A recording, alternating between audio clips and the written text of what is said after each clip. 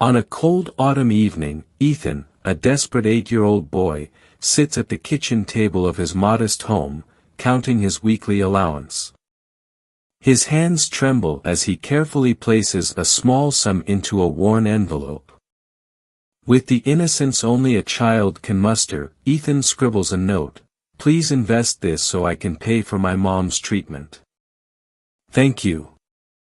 He doesn't know much about the stock market or business, but he's heard stories of wealthy people making money grow.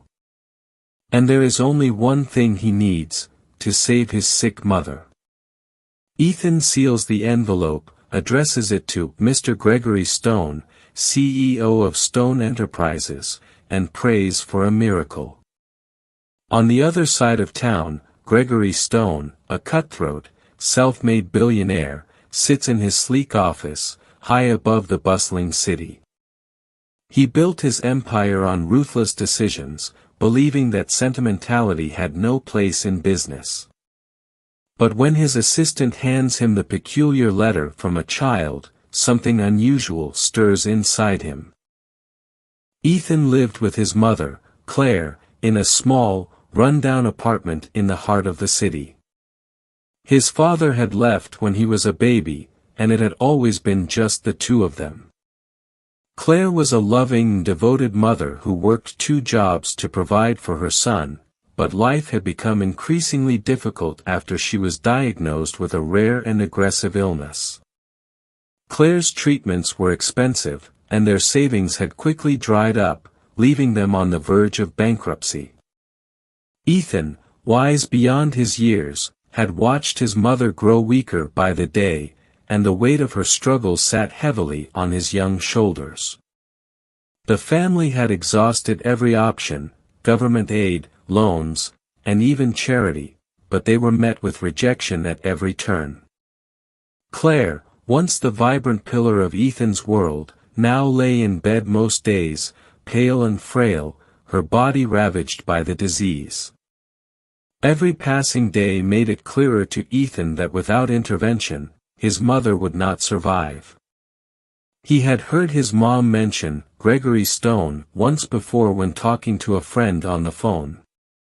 She had called him one of the richest men in the world, and cold-hearted, someone who wouldn't care about small, struggling families like theirs.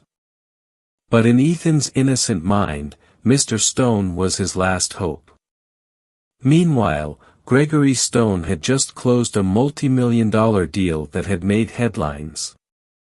His company was thriving, but his personal life was in shambles.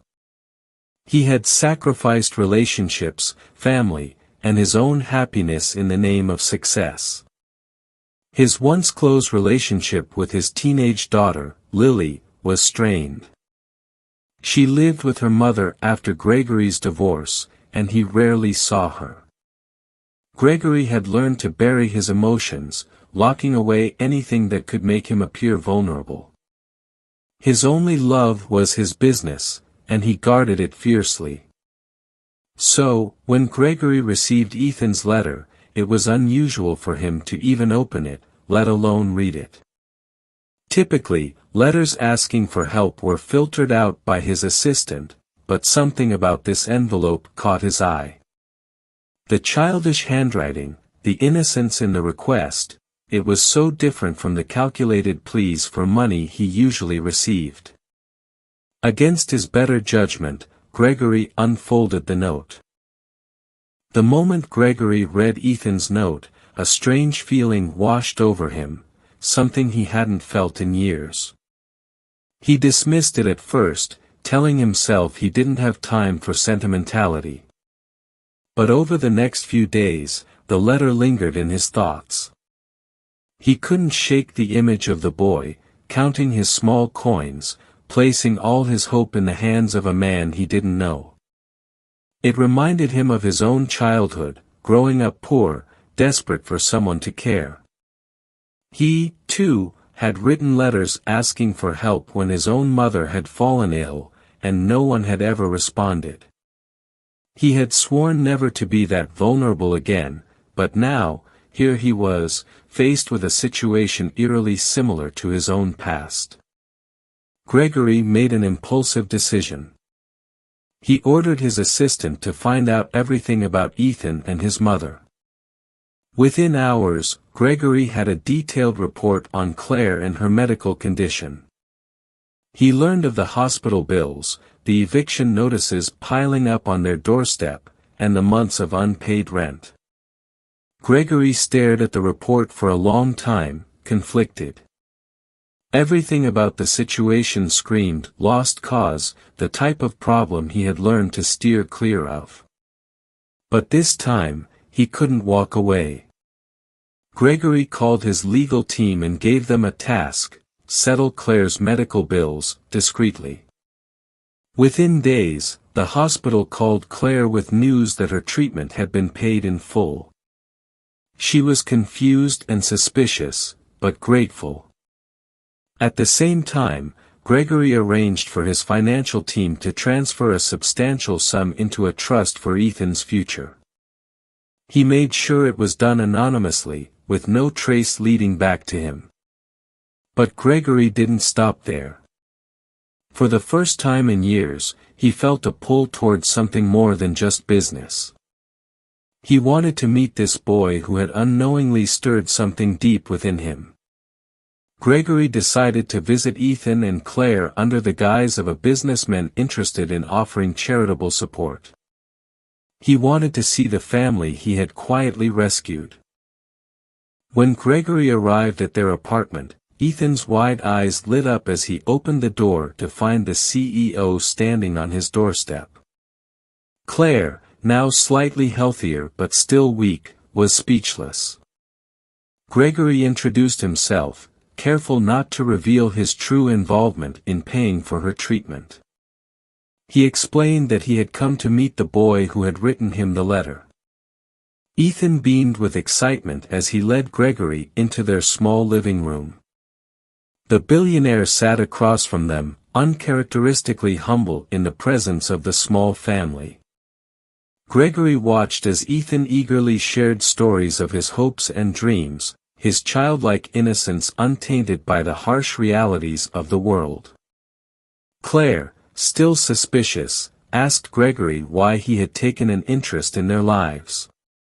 Gregory deflected, stating that Ethan's letter had moved him, and he wanted to see if there was any way he could help. But as the conversation continued, Gregory found himself drawn in by the boy's sincerity and the strength of the bond between Ethan and his mother. For the first time in years, Gregory felt a connection to something more than just money and power. As the evening drew to a close, Gregory left the apartment, promising to return soon. But as he walked back to his sleek car, he couldn't shake the nagging feeling that he hadn't done enough. The boy had trusted him with his meager allowance, believing it would be enough to save his mother, and while Gregory had paid for the treatment, the deeper issue remained. The family was still struggling, and Gregory knew he could do more. In the days that followed, Gregory began to spend more time with Ethan and Claire. He helped them financially, but more than that, he started to become a part of their lives. He attended Ethan's school events, helped Claire with paperwork, and slowly, a bond formed between them. For the first time in years, Gregory felt like he belonged to something outside of his corporate empire. However, things took an unexpected turn when Ethan accidentally discovered documents in Gregory's briefcase one afternoon, revealing that Gregory had been the one to settle Claire's medical bills. Shocked and confused, Ethan confronted Gregory, asking why he hadn't told them the truth. Claire, too, felt betrayed by the secrecy. Gregory tried to explain that he hadn't wanted them to feel indebted, but the damage had been done. Ethan, heartbroken, retreated into himself, feeling used and deceived. Claire, though grateful for the help, couldn't understand why Gregory had kept such a secret. The tension between them grew, threatening to unravel the fragile bond they had built. Gregory was torn. He had never intended to hurt them, but his past instincts to control and manipulate had resurfaced, even in his attempt to help. As the days went by, Ethan refused to speak to Gregory, and Claire distanced herself as well. Gregory, now desperate to make things right, found himself confronting the harsh reality of his own flaws. He had spent so many years building walls around himself, protecting his heart, that he had forgotten how to be vulnerable, how to be honest. Now, he was on the verge of losing the only people who had made him feel alive in years. Determined to fix the situation, Gregory returned to their apartment one evening with no grand gestures, no financial offers, just an apology. He sat with Ethan and Claire and told them the truth about his past, the poverty, the illness, the letters he had written as a child. He explained that when he received Ethan's letter, it had reopened old wounds, and he hadn't known how to handle it.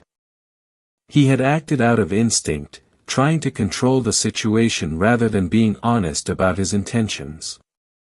Ethan listened quietly, and for the first time, Gregory allowed himself to be vulnerable.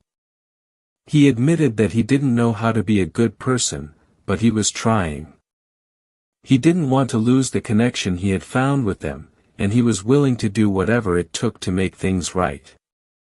It was a slow process, but over time, Ethan and Claire began to forgive Gregory.